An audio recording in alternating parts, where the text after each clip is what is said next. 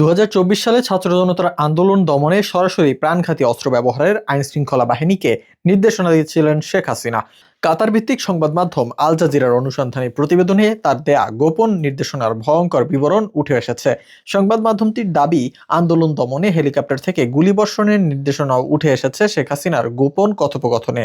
হাসিনা জুলাইয়ের 36 দিন শীর্ষক অনুসন্ধানী প্রামাণ্যচিত্রে সাবেক প্রধানমন্ত্রী শেখ হাসিনার সরাসরি নির্দেশে 2024 সালের জুলাইয়ে ছাত্র আন্দোলনে প্রাণঘাতী হামলা চালানোর প্রমাণ প্রকাশ করেছে আল জাজিরা।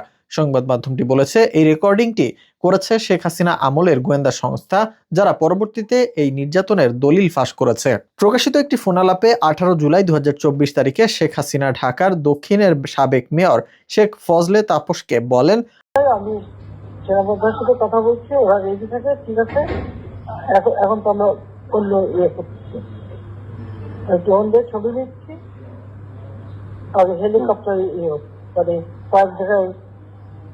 তবে কিছু ছবি দেখে পাকড়াও করা যায় না রাতের মধ্যে? সবগুলিকে অ্যারেস্ট করতে বলছি রাত্রে।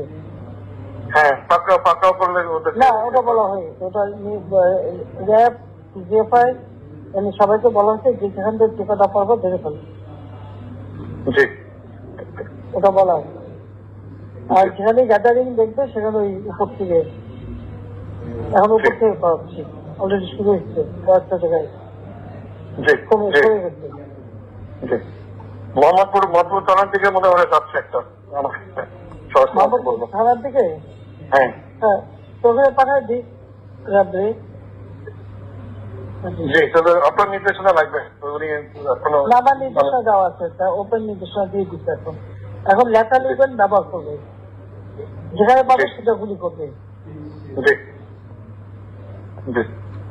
ওটা বলা হচ্ছে। এখন আমি এতদিন বাধা দিয়ে রাখছিলাম, ওই যে স্টুডেন্টরা ছিল ওদের সত্যি কথা চিন্তা। আন্দোলনের প্রতীক হয়ে ওঠা ছাত্র আবু সাঈদের হত্যাকাণ্ড ধামাচাপা দিতে পোস্টমর্টেম রিপোর্ট 5 বার পরিবর্তন করা হয় বলে জানিয়েছে আল জাজিরা। এক চিকিৎসকের বরাতে সংবাদ মাধ্যমটি জানিয়েছে, পুলিশের মন মতো না হয় বারবার রিপোর্ট বদলাতে বাধ্য হন তিনি। সরকারের শীর্ষ মহল থেকে আবু সাঈদের পোস্টমর্টেম রিপোর্ট নিয়ে কারসাজি করার সর্বোচ্চ চেষ্টা করা হয়েছে বলেও জানান ওই চিকিৎসক। শেখ হাসিনা উপদেষ্টা সালমান এফ রহমানকে ফোনে রিপোর্ট সংগ্রহের নির্দেশ দিতেও শোনা যায়।